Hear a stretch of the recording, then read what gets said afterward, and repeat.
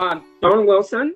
I am, well, she, her, and hers. Okay. I'm also a former Commissioner of Human Relations and currently a Juneteenth Commissioner. Hi, I'm Reverend Aletha Fields, and I'm in education and JCPS, a former co-coordinator of the Fairness Campaign. Hello, everyone. My name is Aaron Weathers. I use he, his, him, he, her, hers, as well as they, them pronouns. And I'm the current assistant director at the LGBT Center on the Health Science campus at University of Louisville. Victoria Taylor, she, her, they. I'm a local DJ, trans advocate, party promoter, showgirl. Hey everyone, I'm Glenn Martin. I'm the executive director for a new organization, which I'm sure some of you have heard of, Sweet Evening Breeze in Louisville.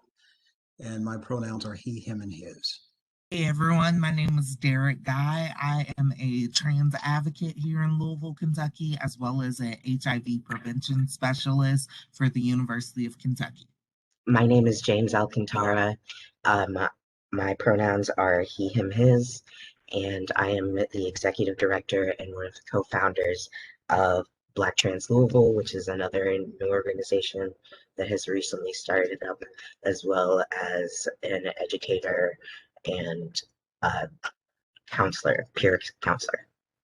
My name is Alexander Griggs. I am an intern therapist studying to become a therapist to be a resource to the trans community. And I am also the co-chair of the local Trans Wellness Coalition. I think that was everyone. Well, thank you all for being here, and also all of our people in the audience that are tuning in to this recording, whether it's on Metro TV, YouTube, or directly through our live stream. Me and Reverend Dr. Aletha Fields will be the moderators today, and we're going to get us started off. There's going to be lots of good topics to talk about, and we have an hour and a half, so I'm glad to educate and discuss these things with you all. So one thing I think what we were talking about was about employment and the reality of employment for LGBTQIA plus folks. So for those that might be tuning in that don't actually know that acronym, it stands for lesbian, gay, bisexual, transgender, intersex, allies, asexual, and then there's also queer for the Q or questioning. And we always have a plus because we are in a community that is very much inclusive, but we need to necessarily state this sometimes, even if it's not all the ways in practice. We want to be that. We want to make sure that we are that always. So there was a study that was released on June 16th of this year, and it was from a coalition of different LGBTQ plus groups coming out of Cornell University. And they found that an overwhelming census among peer-reviewed and other studies showed that discrimination was profoundly greater harm on LGBTQ people of color in a wide range of areas. So this included grossly disproportionate rates of experiencing discrimination over the past year, also poor mental and physical health, greater economic insecurity, as well as attempts to die by suicide. In addition, they said that LGBTQ people of color are more likely than white LGBTQ people to live in states without protections against that discrimination, and that the state anti-LGBTQ laws harm LGBTQ people. For those of us that are in Louisville, we are fortunate enough to have the Fairness Ordinance. And if anybody would like to speak to that, because it passed in 1999, so it's been around for quite some time now.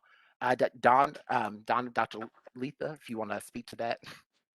Well, we gained a fairness ordinance in Louisville in 1999 after 9 years of being turned down, abused, verbally assaulted, physically attacked at times, the Fairness Office getting bricks through the window, opponents saying that queer folk, and I use that as a pejorative term for LGBTQIA plus two-spirited,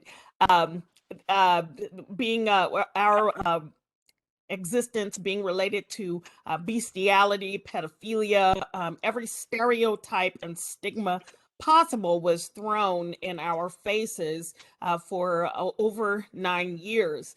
In 1999, finally, after Alicia Pedrera was fired from her job, and she spoke about it publicly, we saw an advance, that was like a capstone, one of the pieces, to where we could get our legislation passed as a fairness ordinance, which was huge. And we got ours before New York City did, because we had an intersectional approach for the fairness ordinance. We did not leave trans people behind. People told us, and Dawn will remember over and over again, if you will take the T off, we can get this done. And we refused to move forward without our trans family. It was a non-negotiable, not going to happen. Don't even talk to us about it, because we weren't going anywhere without our trans siblings. It was out of the question. And so we stood firmly on that. We built coalition across lines of difference and with other organizations we had reciprocal relationship with. It wasn't just you show up for me and I'll show up for you, but we were justice-minded people, and we decided to work together because all systems of oppression are interlinked, and that was something that we recognized, and also we're a hub of education for many social justice organizations, including Southerners on New Ground, the Louisville Youth Group, KFA, and different groups like that. So I'll stop there and let Dawn go forward, because she was in the middle of all of that from the get-go. So thank you for saying that, because brought back memories, all the stuff that was said. When HRC said, you all are a backwater, never get this passed. And I enjoyed being in San Francisco, watch as we got an award from them and in GLTF. Let me be honest here. We've had this ordinance for, since 1999. And the fight getting there was just horrible. People got blacklisted, I myself got blacklisted thanks to a local church. And they tried to deny our humanity. But by us coming together and being just the justice-minded people we were able to work around a lot of these issues. So they were not able to run us out. We are now facing a system where every year we have put up the fairness ordinance statewide, and every year it gets more and more supporters and more people, signing on to it. But it can never get out of committee, because if we bring it up, then here comes the negative. So they just kind of toss them both. But now we're going around to each small town, every county, in all 120, and we're saying, look, this is going to benefit you, right? And here's how it does. And all of a sudden, we're educating, and that's going to be the key. We have to educate across the board. That's what we did in Louisville. We educated not only just our own people, but there were people who went and talked to groups, talked to Ford. I know Ann K-Spirit talked to Ford, did a trans one. I talked to a couple of hospitals.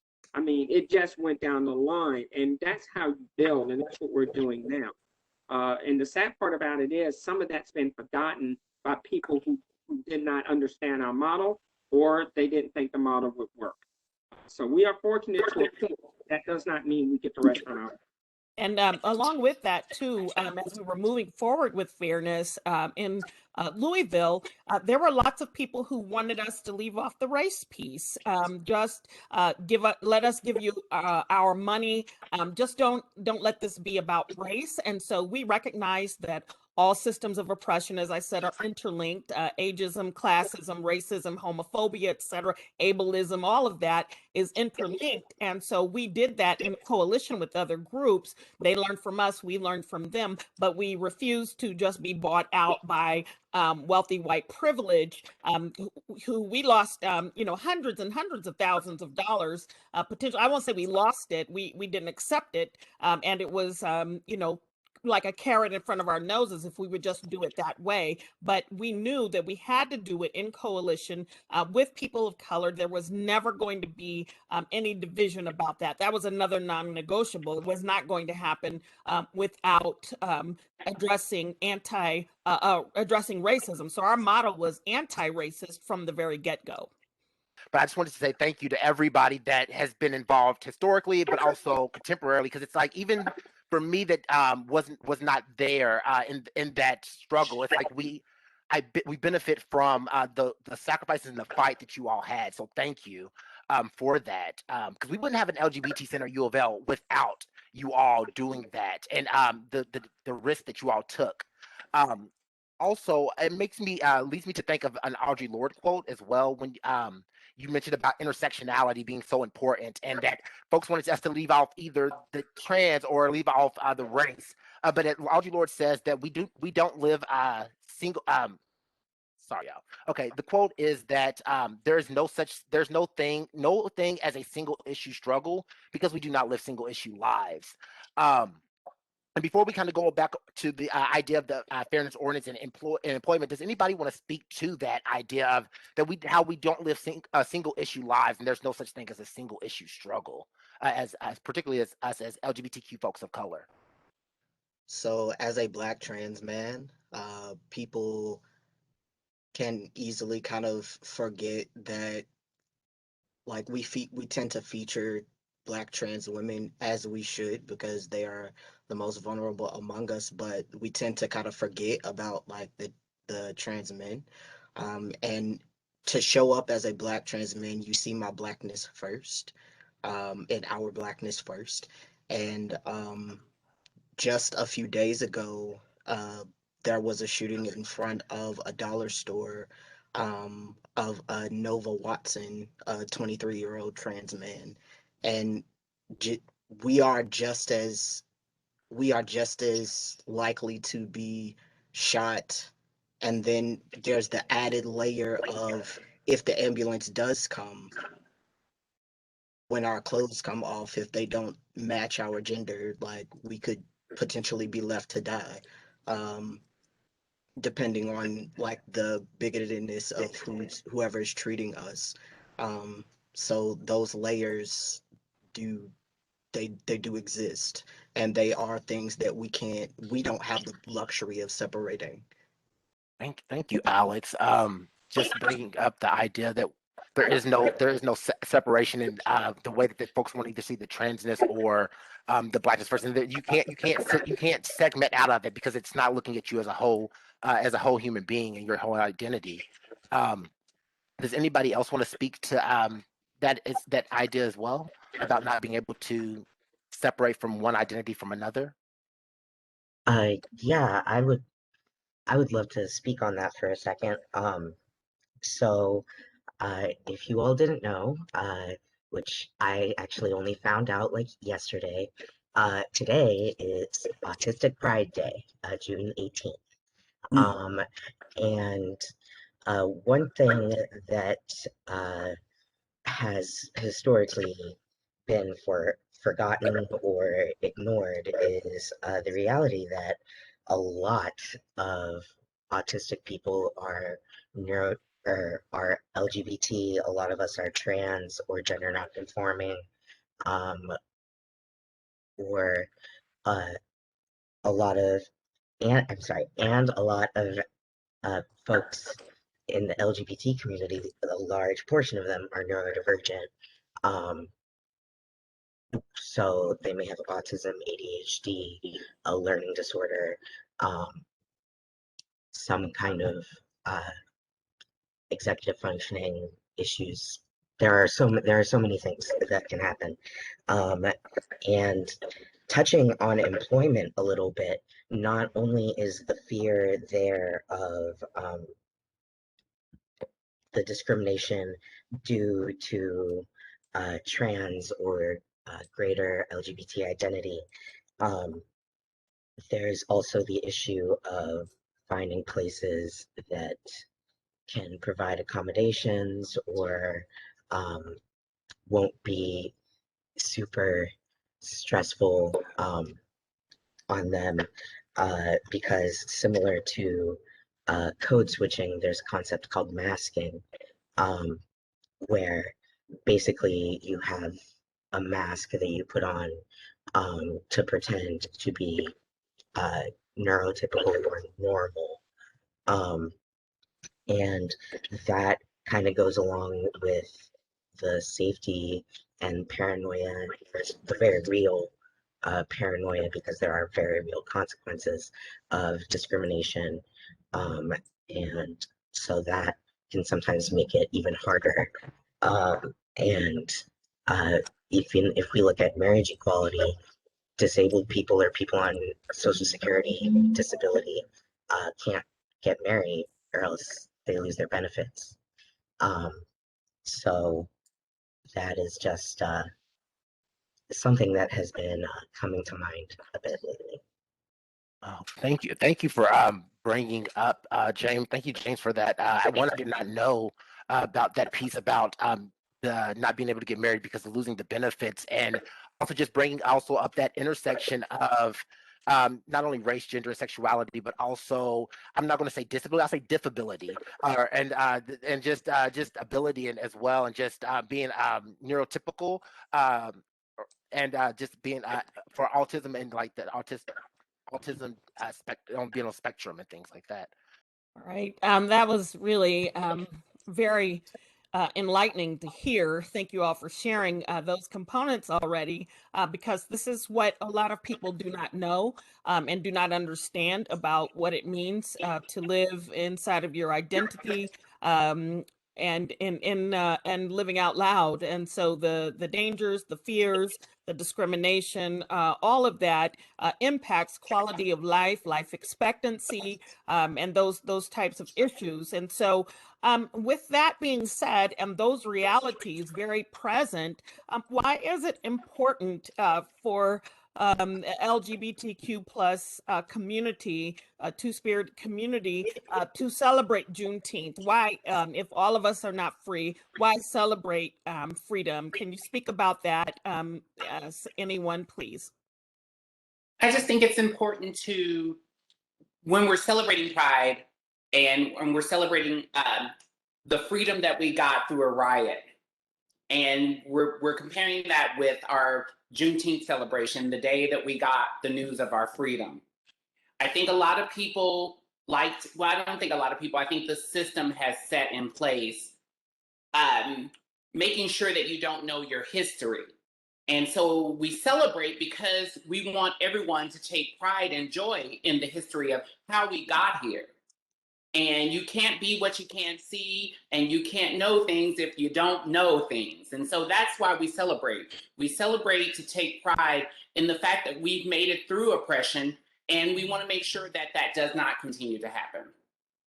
One thing you also have to remind yourself, and we have to be resident of, is people are looking at us, and we are, no matter whether you're elder or middle, they are patterning themselves after what you do.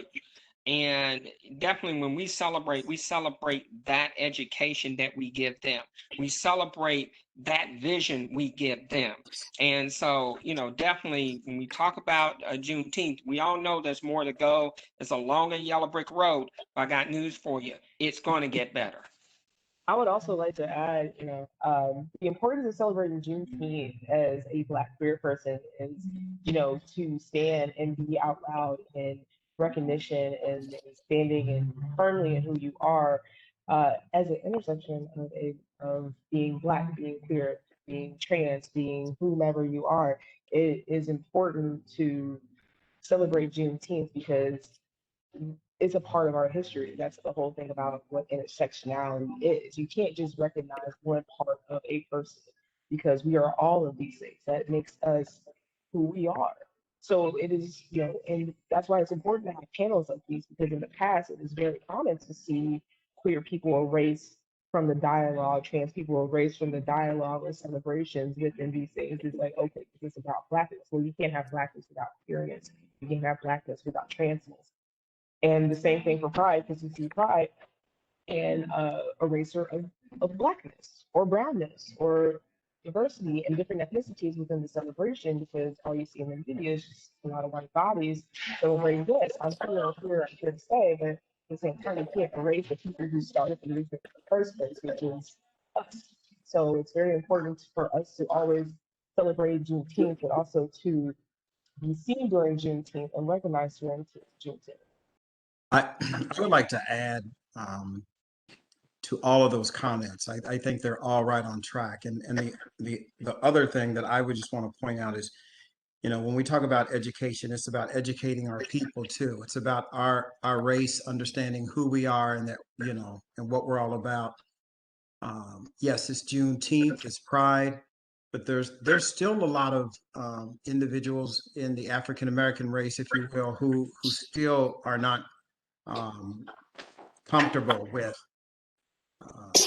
the queer community. They're not comfortable with their own child or a family member who's trans. You know, I work with and will be working with many homeless individuals. And these individuals are forced out of their homes because of who they are, because of their identity. And Juneteenth and Pride, to me, puts everything on the forefront. It forces people to see things and endure things that they may not like and they you know, they're not accustomed to. In a lot of ways, it's teaching, it's informing, it's educating those who have been for lack of a better way to say it, in a closet themselves and afraid to see what's right in front of them. And that's us. That's all of us and who we are and what we represent. And so, yeah, it's so important to have these, you know, these two segments come together and force people out to celebrate. I think it's also important to remember that while we celebrate our ancestors that found out that they were free on that day, that there were Black, queer, and trans people among them. What is your response to people who are saying that Pride Month is trumping, for lack of a better word, Pride Month is trumping Juneteenth? So it's almost like people are saying queer folk don't have a right to have Pride at the same time we're having Juneteenth. What is your response to that? Well, I'm going to be straight honest with you. There were queer people in times of slave. There's been books on this forever. So, you know, who were enslaved also were queer.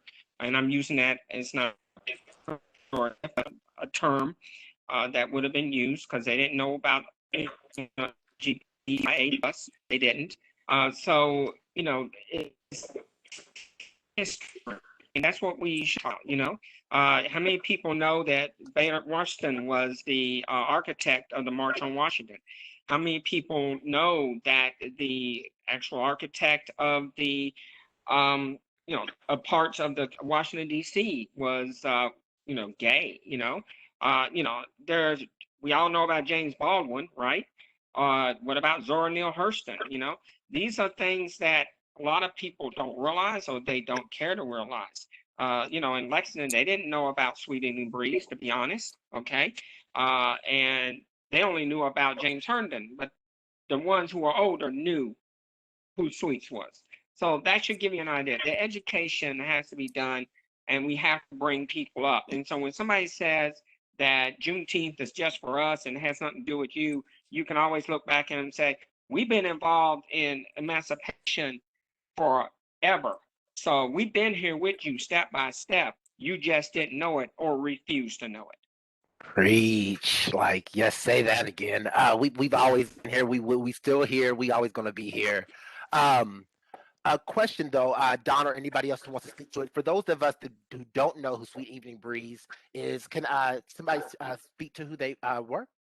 Glenn, did you want to speak to a little bit about Sweet Evening Breeze? Yes, For those of us who don't know? I'm sorry. Can you hear me? Yes.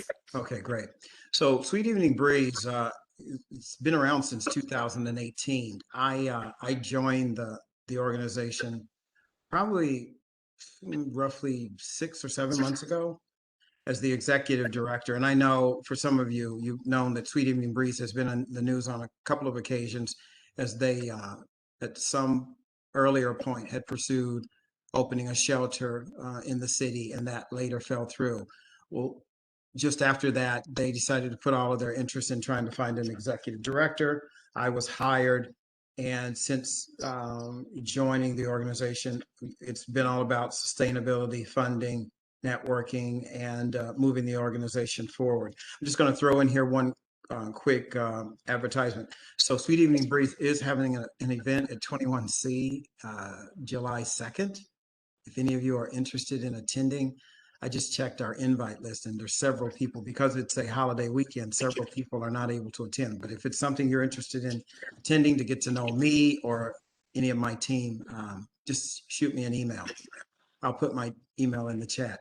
Anyway, so Sweet Evening Breeze is an organization that serves 18 to 24-year-old youth who are homeless. We specifically want to focus on our persons of color and our trans youth. We want to provide services for our trans youth. We want to provide shelter. We want to provide education and support services around education, medical education, and any sort of med services for our youth who might need them as well. We also want to provide career education and or getting individuals back in school where possible. So we have a couple of programs we will be offering in addition to HIV testing and things of that nature. Currently, we're in the process of trying to find a drop-in center. We are looking at 3 or 4 locations right now in the Louisville area, particularly around bus routes and things of that nature. So we hope to have something open in early August. Just trying to think what else you might want to know. It's an exciting time to be in Louisville. I'm originally from Eminence, Kentucky, but I spent 32 years away in Philadelphia, and really helped Philadelphia in terms of working with a lot of nonprofits and the LGBTQ community there. So I'm looking forward to bringing a lot of my experience back here. Would someone like to tell us who Sweet Evening Breeze was? I grew up with people who knew Sweet. I got to meet Sweets as Sweets. When I was growing up, it was James. I used to sit next to them in church all the time at Historic Pleasant Green Baptist Church. And when I came out, it was my aunt, Luella Brown, and my aunt, Cindy Bell Johnson, who was like, we worked with Sweets. And I was like, okay, who's Sweets? And they said, oh, it's Mr. Hunt. What? So it was kind of a shock. And then I got to hear the stories of all the lovely things that she did. She was a nurse at Good Sam Hospital, if you didn't know. She also, a lot of people in Lexington knew her, white and black. She offered hospitality to them. She, you know, if you were a queen, hey, if you wasn't king, hey, it didn't matter. You were offered hospitality, and that was her thing. The one thing I can tell you that really sticks in my mind, because I don't want to eat up a lot of time, is that I was in Washington, D.C. lobbying for INDA. At that time, INDA, the Employment Non-Discrimination Act, was not inclusive of gender identity folk, period. And we had to fight to get them in. A lot of people thought it was, some people didn't. And we walked into the state rep, the Kentucky rep for the 6th district was Ernie Fletcher, former governor. And I walked in with 2 folks from neighboring states, both were white. And, you know, they were amazed when Ernie said, oh, I was an intern at Good Sam. And I remember Sweet Evening Breeze. As a matter of fact, you do know the University of Kentucky actually has a gender identity clinic. You know, of course, Dawn would know that because she's probably, you know, there. And I was like, yeah, that's under Dr. Miller. And the whole conversation was like, here's who's doing you. Here's who's causing you the problem. And the sad part about it is, it was I don't want to say it this way, but I'm going to have to. It was the white so-called allies in HRC with backstabbers. And it was a congressman who really didn't support us, along with others, was telling us, you need to watch these people. And that's how sad it was. And so, you know, here was somebody who knew Sweets, knew the story, was able to relay the story, and to watch my melanin lactose intolerant human beings, you know, and I'm talking about white folk, basically white trans people who didn't understand, and then they found out that, oh, this was a Black person and they were doing this long before I was. Yeah, you know. So there is a lot of history, and I got news. No, Victoria, you know something about local trans, Black trans history. You going to go into that? I heard that you have some stories. I mean, I think that local Black trans women don't get the attention that they deserve, and a lot of local Black trans women, such as Dana Ray, Miss Tanya, Bam. All of these trans women were taking care of other people's children. They took care of all of us when we were out. When I came out, we hung around Mary Agnes Salon. And because we were unattended children, they took us in and let us wash the hair at the salon or sweep the hair at the salon to keep us off the streets. And that's what we do as a community of misfits, as they would say. We go out of our way to make sure that we welcome the children that have been kicked out of their homes, or the wayward kids who are out causing trouble. And we try to make sure that we give them a safe existence. And for me, I think Terry Vanessa Coleman and Miss Leon, those were the people who told me, you've got to find something to do with your life. You got to find something that you have passion in and get into that and get off the streets, because that's going to just take you somewhere you don't want to be. Thank you so for bringing that up, Victoria. Just the importance of folks, because I mean, I think that's something that we see in the Black community a lot. They always say it takes a village to raise a child, and that's no different for us as well. And it's even more important for us to see folks that reflect our identities as well.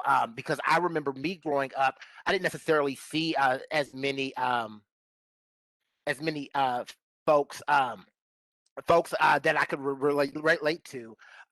Does anybody else want to speak as well to the importance of supporting our queer and trans youth of color, and just those folks that are out here nowadays as well? I was just going to say that I feel that there is still such an importance and wealth of knowledge that exists with our elders or people who have gone before. I know that some of us might be familiar with the show Pose. And one of the seasons, it was talking about who do you turn to, who do you turn to, and then of course church says the elders, and you're the elders now. And I think that the youth and then future generations of queer kids, and including myself, I'm 30 in the next 25 years, or 10 years, I could be considered an elder, and there is a weight of responsibility that lies in being able to say that, and that is where the nurturing part, and it does take a village to raise a child. And Simone, to what you had said and hearing your story, that needs to continue. Things like that need to continue. And granted, we're in a time where there are more privileges and there are more organizations and groups. But at the same time, for Black queer people, for Black children, for Black trans people, it's different, and it has to be. There needs to be a more nurturing space, a more mothering space, a space that still recognizes the church, because a lot of us grew up in the church. A lot of us have been traumatized by the church, but we still carry various aspects of church with us. The Bible teaches us that the body of the temple is the church, and so we carry that with us, even in our communities and church spaces. And we need to hang on to those lessons and those and obtain that wealth of knowledge and pass on that wealth of knowledge to future generations of Black and brown queer children, because it's just so much that's out here for people to get into, and the internet, has even expanded the world out so much. So those are the things that I think about, and I hope that I can do justice to future generations and to my elders as well, and just be one of the voices that can, be a supporting role to the youth. Aaron did an excellent job. So did Dr. Story on Wave 3. I was there. I was on the panel, but these two did an excellent job focus around helping, hopefully helping Louisvillians understand opportunity is real. We talked about earlier, somebody saying, well, this is our Juneteenth, not yours, but it's everybody. And when you talk about church, especially with church, you know, everybody on this call has had an experience with church. I grew up Pentecostal in a missionary Baptist household. And let's get this straight. My mom was Catholic, my dad was Pentecostal, and when they passed, I was raised by a missionary Baptist family members who sent me to the Pentecostal church because I had a cousin who was a Pentecostal bishop. I mean, I got it all over the place, but they once allowed somebody to mistreat me. Nobody in the church mistreated me. Nobody outside of the church mistreated me because the family did not let that happen. And I carry that with me. That's the reason why when I'm sitting on a Human Relations Commission and somebody says, well, we got this call about this student who basically is trying to transition and nobody knows how to deal with it at the schools, will you say something? And, you know, I say, yes, not a question, because somebody has to stand up for them, you know? And they said, but they're white. I don't care. Somebody's got to stand up for this kid. And it's the same way for all of us on this call. That's what we grew up with. That's what Aaron is talking about. That's where we come from. And it's throughout the whole African diaspora. Now, speaking of the church, Don, and Aaron, you all brought this up. The church, the Black church, originated out of the need to have sacred space for Black people to have our own conversations, have our own connections and relationships, have our own way of appealing to God, and have our own space. And the church also functioned as a house of justice. And so, how do we approach the overwhelming condemnation and homophobia inside church? How do we help transform that? Everybody, I mean, I'm a choir director. I already been put out of church for being openly gay. Put out of the Pentecostal church for being openly gay.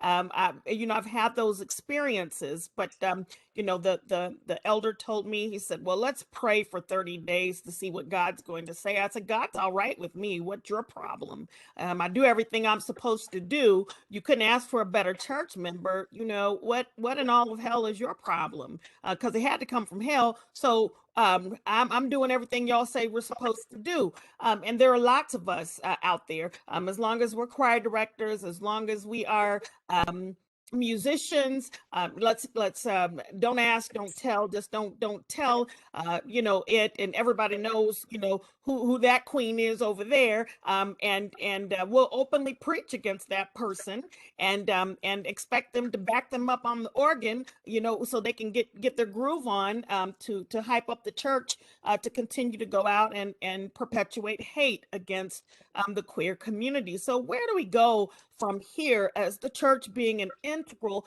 Black institution out of our own communities?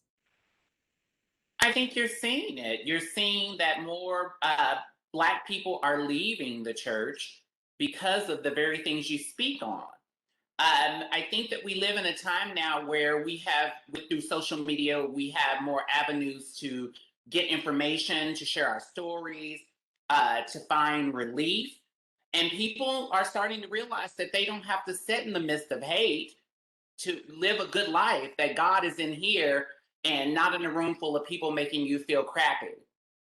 After my incident at my home church at that time, where somebody did a sermon and talked about the sugar folk, the same church that basically had James Herndon, aka Sweet Evening Breeze, who died and left a lot of money to the church to uplift people, was continuing to make these statements.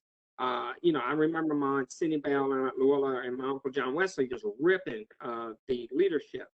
And they came to me and said, we're so sorry. And I said, I'll be back again. And I remember walking out of that church that day, and of course I had in those days you had to have therapy sessions, and I was sitting there talking to the therapist, and he said, if church means something to you, then find you another place that'll accept you.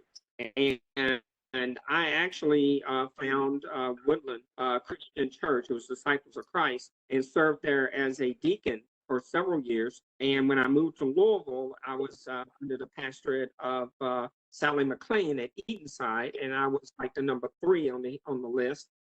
Served in the pulpit, and now I'm at Eatonside closed because of we didn't have enough membership. We ended up selling the building. I was one of the trustees who was involved in that, and we actually turned it into a foundation. But I moved on to Douglas, and I have been at Douglas ever since. So I have been in white churches ever since, to be honest with you, white liberal churches. I'll just say I have concerns about going into a black church, period. I preach out of a white church. Hello. So I have some serious issues with it. However, I'm not going to judge somebody like they judge me. I was taught better than that. Amen. I definitely agree not to judging folks and just trying to be the people that we want to see in this world. Derek, did you have anything you wanted to say on that topic? I know you were going to speak. Yeah, I was going to say exactly the same thing as Dawn, actually. Like, for every church that I've been turned away from, I've found an open door in other communities.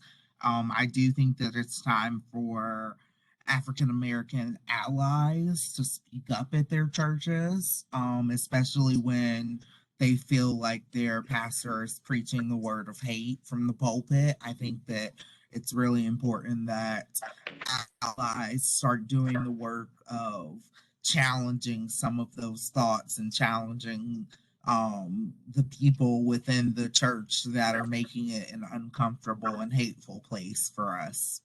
Yes, I yes, think yes. that's what makes it so heartbreaking is that the Black church was a center for justice and is still pushing out so much injustice and homophobia and honestly anti-Christian rhetoric towards its own people, towards its own congregation. And that's the part that hurts. That's the part that's damaging. That's the part that causes trauma and people can carry it with them. But I honestly feel that in order for the Black church to survive with new generations of people, in order for the Black church to even try to continue, I wrote my thesis paper about this, or a thesis project about this when I was in grad school. But in order for the Black church to continue, it has to acknowledge its LGBTQIA connotation. It has to, or else it will continue to diminish and die. Now, what I feel like we can do as a community, there's no reason why, we can't take our own and make a queer Black church. And that's something that I would love to do. And I posted the idea a year ago on Facebook, and there were so many responses from people just wanting that same type of spiritual nourishment that we could get from the Black church without the homophobia, without the transphobia. And it's the desire and the need and the want is out there. But as Derek said, that we just need our allies, we need the support of our allies, we need the space, we need to be able to build that with each other and show our youth and show kids like this is what it truly means to love. This is what it truly means to be Christian. This is what it truly means that when Jesus died on the cross, he died for all of us. And we have to show that, and we have to walk that, and we have to talk it. And that is one way that I feel that it can be shown. It's just, putting in the work and the time on top of everything else to do it. But the need for that type of nourishment is out there. I also think it's going to take the community as a whole realizing that we are patterning off of like superiority culture, and like all homophobia and transphobia in the Black church is creating margins within the margins. And until like we can look at ourselves as people, the issue about it for us though is Black trans folk tend to fall on the bottom of that ladder. There's really nowhere else to go in terms of, so I think that's also why we tend to be compassionate folk. um and take care of our own, because no one else will. But I think it's really going to take people just doing that inner work that, frankly, we're asking white people to do, and realizing that our transness and our queerness coexists with our blackness, and we are this. It doesn't make us different. Oh, okay. Thank you, Alex. I think that was a really, really good point to say, mention. I think just about the fact of it's that black queer and black trans and like non-binary folks are seem to be more compassionate, but what they fall at the bottom of the rung, and I hate that. What do you all think what the world would look like if and our movement would look like if we actually centered around black trans and non-binary folk and use that as the central starting point of our focus? And what would that look like, and how do you think that would impact our movement? So I would like to touch on that for a bit. So if there's a quote that I don't have the exact quote, but it's like, if we take care of our most marginalized, then we will all end up free. And going back to like touching on the like more Christian or some compassionate ideals about being a family and taking care of your own, it in a way has become like a survival tool for us. Like if we don't, if nobody else got us, we got us. And we try and take care of each other as much as we can, because that support just isn't there. And if we did have that support, a lot of the issues that face our communities are things that everyone deals with or has the potential to deal with, like housing issues, employment issues, financial issues, access to education, art, mental health support, what have you.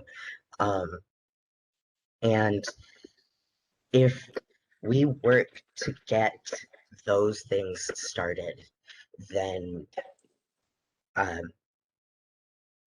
everything will be a lot more equitable and understanding. Like the example that I use is when I kind of think about this, is a housing collective. So No Justice, No Pride DC has a housing collective focused on trans women and femmes of color, especially sex workers. And if you think about the huge issue of homelessness in Louisville and housing insecurity, like if we had free or extremely low cost housing available to the people who have the most barriers to accessing it in a more typical or like in our current situation, then that will grow as more and more people see, hey, this is a cool thing, let's get behind this and let's help each other. And that's one of the biggest issues too, is that a lot of these big dreams of a more equitable world and a world with justice will benefit everyone. But if we don't take care of the ones that are the most vulnerable, which are most of the time the one, or a lot of the time the ones that are doing the work, then we're just going to keep recreating this illusion of superiority, and being, I forgot the word, but like diminishing our chance of getting this started, and being able to work together with different community organizations, getting all sorts of different communities together to understand this and support it is very difficult. It's very difficult, yeah. Thank you, James. Reverend Dr. Letha Fields, did you have a question? I do. I'm listening to what James has said, and it prompts me to think about something that's very, very special to me, which I value highly. And I'm wondering if we could just announce it into the air. What are the major contributions of Black trans people to Black America, to Black culture? What is it that Black trans people add to our culture that nobody else can add? We use what little privilege that we do acquire to welcome, entertain, love, and hold people. That is something that we do without even thinking. I think it's in our bones. I think that we go out of our way to ensure that no one will go through the things that we went through. And we do that without thinking. What I hope to leave behind when I'm long gone is the fact that I was a visible person in a time when there wasn't very many women in the community, in the spaces in our community, doing some of the things that I've done. I've tried to open up a dialogue in some of the bars that I work in, some of the event planners that I work with, to hire trans people, not to other, and to see people for who they are and not what their body parts are. Gave me chills. Anybody else want to speak to that as well? I don't think we have anything else to say. I think she said it all. I'd like to say that Black trans people bring it home and create home for our community and create space and change space unapologetically in ways that I have never seen anybody else ever do. Black trans people add to the fabric of our community because Black trans people do not allow the Black community to be blind or deaf to their reality. And there is never a life that will be the same after you have met and beheld. It's a privilege to behold Black trans people. And talk about those of you who are visible. What you bring to the community is a light that makes people question and makes their head swirl with question marks. Other people, it makes their head swirl with exclamation points. Other people like me found a way to accept myself when I used to go to the connections. Simone was my preacher for years. So as I was learning to accept myself and accept the community I was in and become educated, my life has never been the same because I would see Simone on stage just bearing it all and giving the people what they came for. We never left with anything less than what we came for, and you always got more. And there was nobody who did it better because she had her own flavor and her own flair. And I was very proud as a Black lesbian to have the likes of Simone representing the community. Speaking of representing, Black trans people represent the beauty and the depth and complexity of Black life in America. And they do not allow us to be in any kind of denial about their existence. And so I think that it is, as I've said already, an extreme and a very high privilege to know Black trans people and also to be an ally to Black trans people because you would never ever say anything about a Black trans person to, around, or about me without being answered with the same energy that they brought it with. Trust and believe.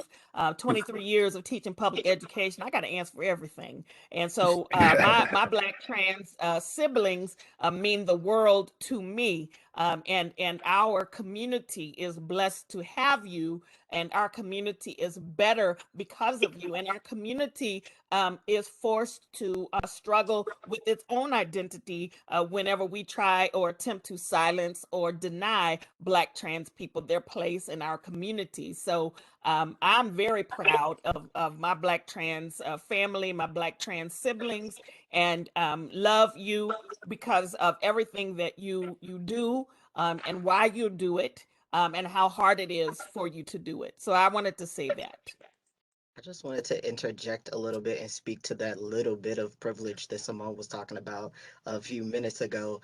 One way that I personally like to use what privilege I have is when we talk about being, I don't like the word stealth, and I also don't like the word passing. Please don't say that it's rooted in white supremacy. But blending into society, and letting folk assume by what they see, having conversations that people that don't necessarily know me, and then having the chance to 10 minutes within that conversation go, oh yeah, by the way, or slip that in some kind of way to out myself, forces people to reconcile the fact that the person that they thought they were having a conversation with is not different like 10 minutes into a conversation versus before they knew. And I think the more that can be a dangerous thing to do, and I'm all for people being safe and doing what they got to do. But the more people that are able and willing to do that, I think the better, the more visibility we will have, and the better off our community will be. I'm going to jump in here for a second because that goes all across the whole, Black LGBTQIA, all of us, and I can tell you times that I had weeks and people didn't realize I was trans, or I was being, they knew I was trans, but yet I would have, especially in fencing, I'd have people walk up and ask me, about, I understand that you're on the Human Relations Commission in your city, so how do they treat trans people? And my answer was, well, I'm one, so I guess that means I'm pretty much not the authority, but I'm the example, okay? And I can have that conversation. And that conversation is important, especially for our trans youth, because right now they're throwing everything. I have never in my life seen as much hatred being thrown by the Republican Party. So if you're Republican on this call, I'm not going to apologize for you. Just straight up. You have this situation where the fear has been used and the negativity has been used, and we got young kids who are killing themselves, right? We got young kids who are afraid to come out the door. They can't go to school. It's just a mess. And so if you centered on, as those of us who are visible, who are out there, if we draw these kids to us, if we draw the adults to us, and we show that positive example, you're going to get that nucleus we need to grow out. I can't tell you how many times that people, when they find out I'm trans, they walk up to me and they go, I didn't know that. Well, I don't care. What else you got? And I think for the kids is a great example because they know. I mean, come on, I can't always talk like this. I'm going to talk in my normal voice, and if I have to call a kid out doing a fencing practice, I'm going to say, "Yep." I mean, it's a total change, and they're used to it, right? They might think it's weird. I've had trans students. It's the same thing. So if you focus on not only just the trans, but the entire LGBTQ, because will draw more people out and have them, like Aletha said, comfortable with themselves to be able to stand up for themselves, that's going to bring a lot of people to the house. I think what I've been trying to do for the last 4 or 5 years is to use my visibility in a way that affirms people who don't get an opportunity to walk into rooms like I do.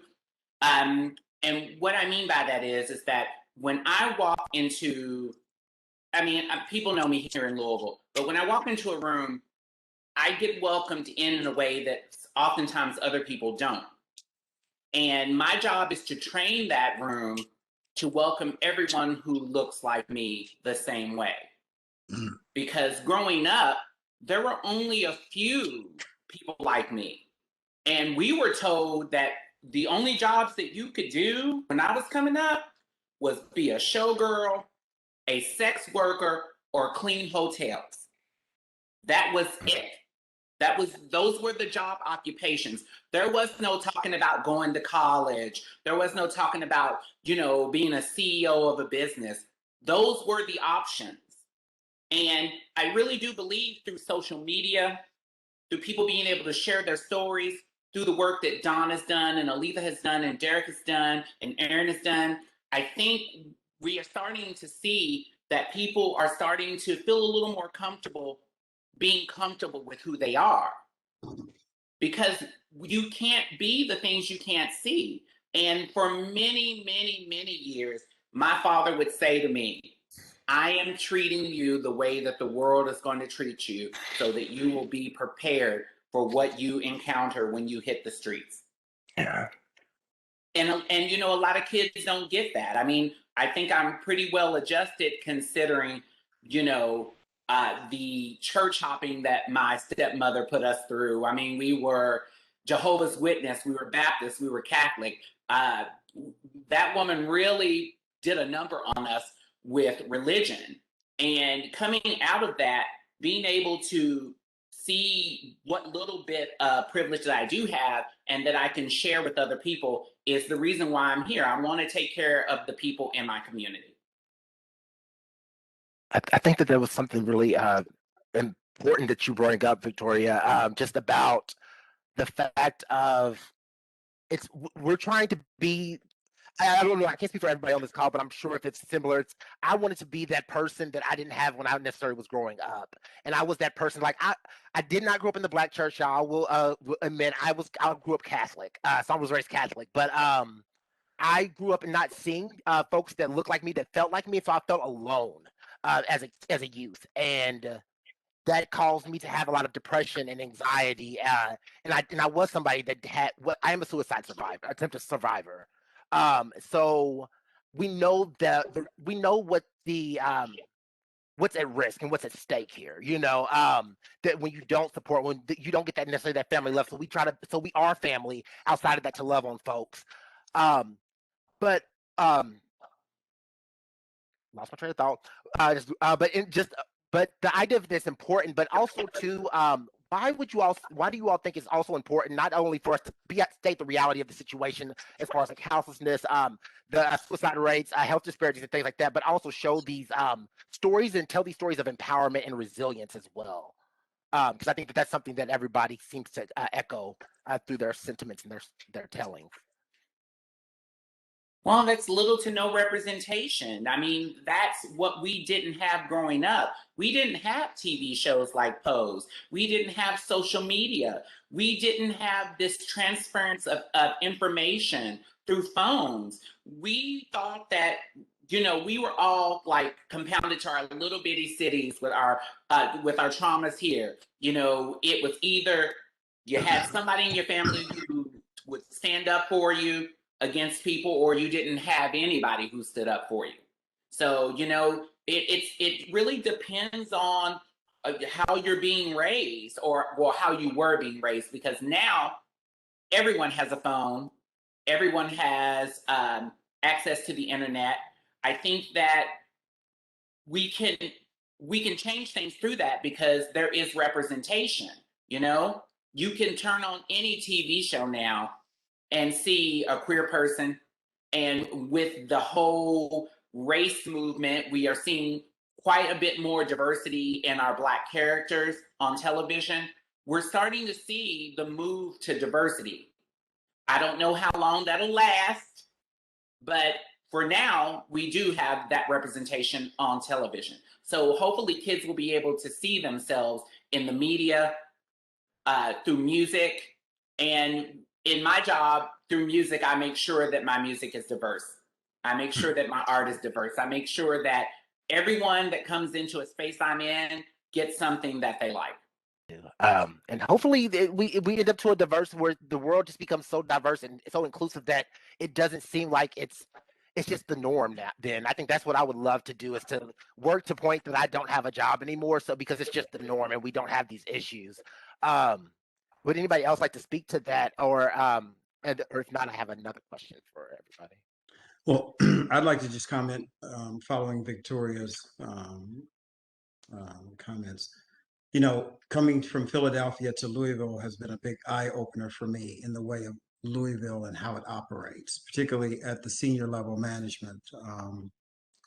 So when we talk about diversity, when we talk about representation, Louisville's got a long way to go. It really does. I mean, I spending 32 years in Philadelphia and working with senior level staff who are trans, who are openly gay, openly lesbian, you know, Louisville's quite different. I joined the nonprofit 7 months ago, and I have to say, even pursuing job opportunities in Louisville, I had several different job interviews in Louisville, and when you go online to look at their senior management hierarchy, it's all white. You know, there's not a lot of diversity at all. And so when I tend to look at diversity as we are talking about it right now on the whole spectrum, you know, what that senior staff looks like. Are they willing to hire people who do not look like them? Are they willing to talk about things that they don't currently represent amongst their team or their staff? And once again, I'll just say Louisville has a long way to go. And I just cannot emphasize the importance of representation on a staff. You know, the importance of having individuals who look like the people you want to interact with, who look like the people your corporation or your nonprofit or your business, whatever it might be. You know, you're going out and you're trying to recruit and bring in customers, trying to bring in staff. You want to have people on your team who look like the people you're going after. And I just think we have a ways to go in that arena. Yeah, I'll actually agree with that. I see that Miss Wanda asked in the chat, why not run for office? And I know many of you know that I ran for school board here in Louisville, and it was probably the most traumatic experience of my life. It was a terrible experience. I ran on the East End where it was predominantly white, and I got doxxed by the right wing alternative people. I got a noose sent to my home. I had people follow me around in unmarked vehicles and like got socialist spray painted on my car. Like I just got really, really abused by the alt-right people in Louisville who had a really hard time accepting that I should have been the best candidate as a child psychiatrist and a therapist going into the therapy field, and working in social services for 10 years. But instead, it was a lawyer that won against me who happened to be a white man who had a lot of connections in the city. So I definitely think Louisville, I echo what Glenn says, that Louisville has a way to go, because this was just 2 years ago that this happened, and Louisville was not as progressive as I expected for Louisville to be for running for office. And speaking of running for office, I ran for Metro Council and for District 4. And I will say that Louisville politics, they're just as dirty as any other city's politics. And we have, for instance, white people who will run for a seat that predominantly represents people of color. And instead of letting a person of color do that, we have a long way to go with that type of a thing. And so I find it unfortunate that happens, because we only have up to about 5, perhaps 6 seats on a 26-seat Metro Council for Black representation in a realistic perspective. And that's very And it is hard to run for office as a Black person in Louisville. I've been there, done that, and probably not going to do it again.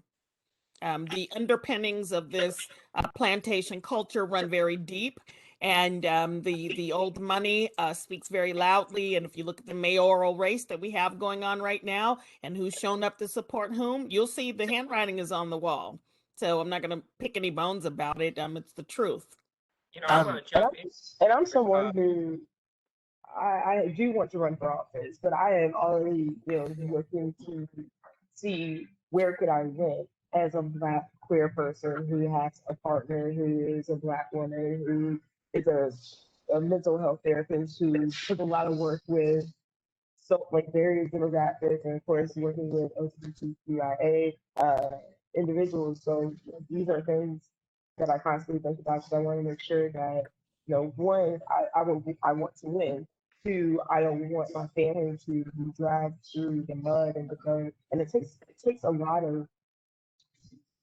a tough skin to run for office. It really does. And then when you're, hearing stories like what Garrett and Thea presented in their experiences running for office, it's hard to just say, well, just run for office, and there's so many other things to consider, especially now when we're seeing just the number of trans women of color being murdered and honestly outright executed, and then to say, well, run for office, like, well, there's still a level of danger to putting yourself out there. And, I know we see things in other countries, but it definitely still happens in the United States too. Granted, you have to be fearless, so it comes into your mind. It is something that comes into your mind. It's just like the safety, and security, and the opportunity. Can you win? I want to win, and elections are hard. I've worked elections. I've helped, campaign for and organize and orchestrate elections. They are hard, and they are a full marathon, and they can take a toll on you. Not to say that it's impossible, but there's a lot more that our community has to consider before we run for office in terms of our personal safety and safety of families before we just get up and do it. And as also Black, on top of everything else, Black too. So Yeah. It's important to kind of just take a second sometimes to think about what you're asking when you ask things like that, because if you take a step back and take a look at like the question, it's like you're asking people that, as Aaron just pointed out, are at the most risk to be executed. Like, remembering our dead has 47 trans people violently murdered this year, and of those, 41 of them are trans women of color. Like, I don't think, while yes, it can be useful to have representation, using broken tools to fix a broken thing, it just seems counterproductive to me. And I'm going to jump in here real quickly. For 6 years, the CFAIR, for those of you who don't know, that is the Committee of Individual Rights, which is basically the PAC for the Fairness Campaign. And I remember when I took the chair, we were flat broke, and I had to help raise money. And, that was something that was not foreign to me. Person that I knew that was a normal donator said, I just don't feel comfortable. And it was a nice code word for that. It's basically you don't feel comfortable. So African American person who was trans running. So they were like, well, let's see what you can do without our money. Fast forward the story. We actually was able to get money. We actually was able to get people who walked in the door who wanted our endorsement. And that was the year that we basically ran a negative campaign against a person, Hal Heiner, to get Greg Fisher elected. Now, I will be honest with you, we vetted Greg Fisher heavily. He was not our first choice. David Tandy was our first choice. And when he lost in a primary, we ended up having to go with Fisher. So we didn't want Heiner because he played games with us. So we ran a negative campaign. It was the first time it ever been done because we were goody two shoes. And as a result, not only did we win the mayoral election, we had ran the same campaign in the legislative seats, we got those. And then we ran another campaign, we got the judicial, and then we ran another campaign and got city council. It was that completed across the board. And my thing to people when they said they wanted to run, I remember telling them, look, this is not a game. You got to have an elephant's hide. It's got to be a tough hide because it's not funny. I grew up in a family that ran the first and second districts in Lexington, and I got news for you. It was not nice. Derek, I understand about the nooses. I can tell you some stories of worse than nooses that was found on porches of relatives. But I'm just going to say, you know, if you're going to do it, get with people who've done it before. You got Aaron, you got me, who've run things from the back end, and we can give you a good idea of what you're running into. And whoever we recruit, we need to back them fully, just not with money, but with, you know, everything they need. Absolutely. I know that we have about 5 more minutes left. But I was looking up and there was a quote by Marsha P. Johnson, and it kind of echoes what we're saying right now. And just it's Pride Month, it's Juneteenth. Marsha P. Johnson said that history isn't something you look back at and say it was inevitable. It happens because people make decisions that are sometimes very impulsive and of the moment. And those moments are cumulative realities. And that's why we are here today, because all of our ancestors have made those decisions and those impulsive things. So I want to say that the reality of it, we've made it far. We still have a long way to go. But I still like to have that little bit of optimism that it will always get better because we keep just taking the baton a little bit further. Would anybody else like anything to say to folks just about how they can we can support each other, support Black LGBTQ folks, support youth, or anything in this last few minutes that we have? What do we need to do those actions? I got something for supporting each other. I think just finding our community and finding our people and being together in any way, shape, or form, or connected somehow. Because I feel like there's a big disconnect, especially between our youth and our elders here in Louisville, especially with Black LGBT folks and Black trans folks. And a lot of things that we kind of touched on a little bit with the election thing is that a lot of us, especially Black trans folks, most of our energy goes to survival. And one of the biggest things is we need support from those who have the resources to provide it. And we need allies to start showing up and actually providing resources instead of reposting like Juneteenth things or like sharing a picture of Marsha.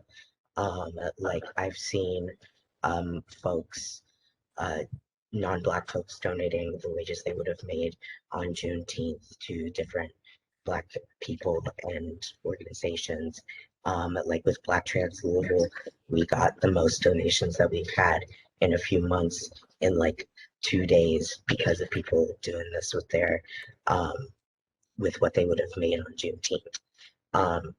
And that there's just a lot of different ways to support, whether it be being available to ask about being given a ride, someone to look over a resume, to be able to sleep on someone's couch for a night, or get some fast food, or like wash your clothes, or just have someone to be with and talk to that understands what you're going through. Then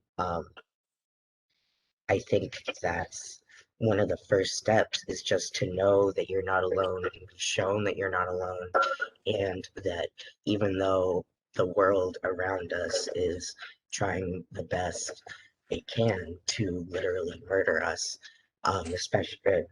especially Black trans women, if we don't take care of basic needs, then we won't be able to get progress.